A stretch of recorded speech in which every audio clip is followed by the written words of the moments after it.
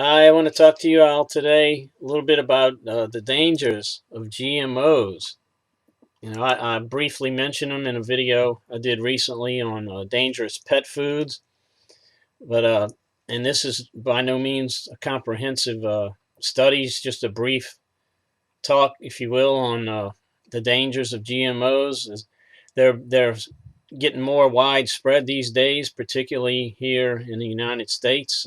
I know there are some countries, thankfully, which have banned them, and I don't know how many there are, but at least there are a few I've heard. I can't remember the names of which ones right now, but for the most part, most of the major countries in the world at least allow some types of GMOs. Some allow more than others. Now, GMO stands for genetically modified organisms. And that ought to tell you right there that something's not right. Because the Lord God in heaven created all the food on earth. He created the crops. And here we have man messing with his creation, trying to change it. So I don't think the outcome of that will come out too good. I think the Lord God in heaven knew what he was doing.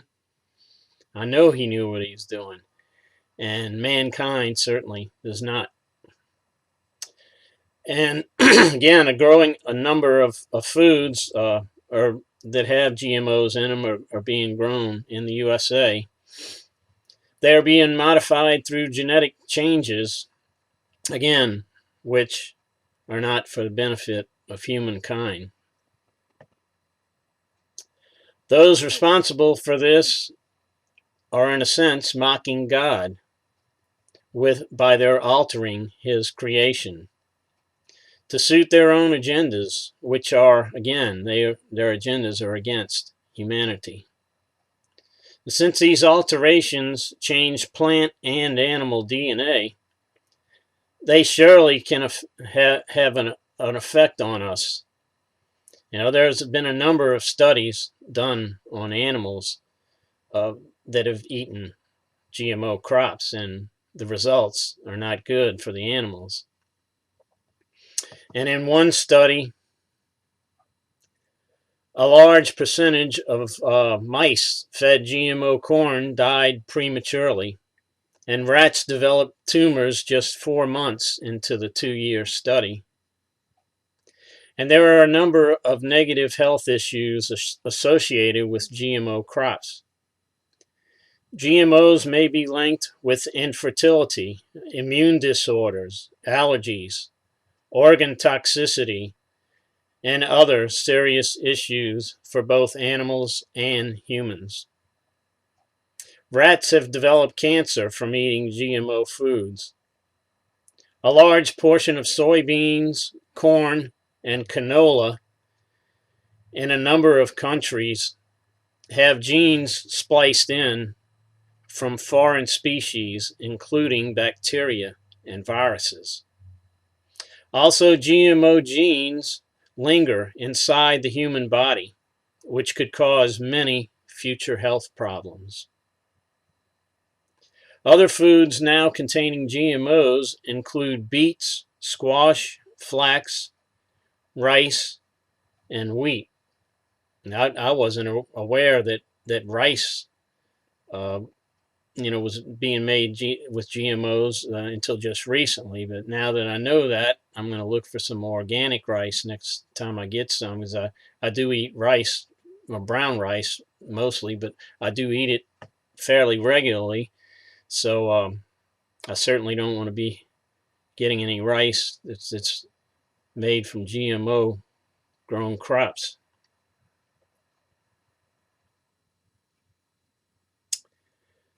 Okay, where was I? If the label on the food that you buy does not say organic or non-GMO, then it may be a GMO food.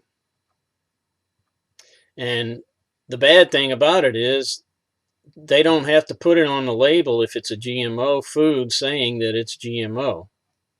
That should be a crime to not have to put it on a label, but sadly they can get away with it.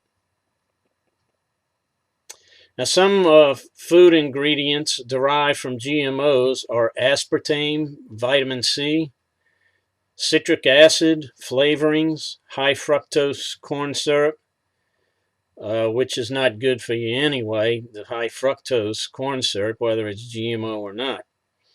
Uh, and hydrolyzed vegetable protein, molasses, MSG, sucrose, vitamins, and yeast products. Avoid these ingredients for yourself and your pets. And if you get any vitamin C, make sure your vitamin C is from an organic source.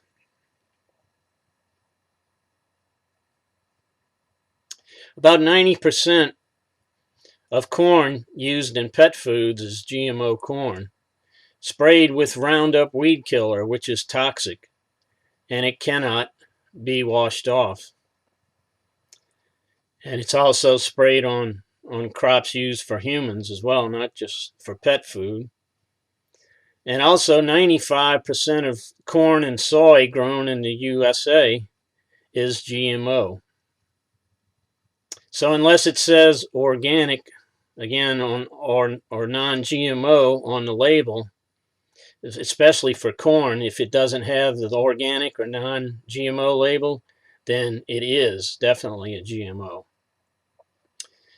So you may want to do some research yourself and read labels on all the food that you buy.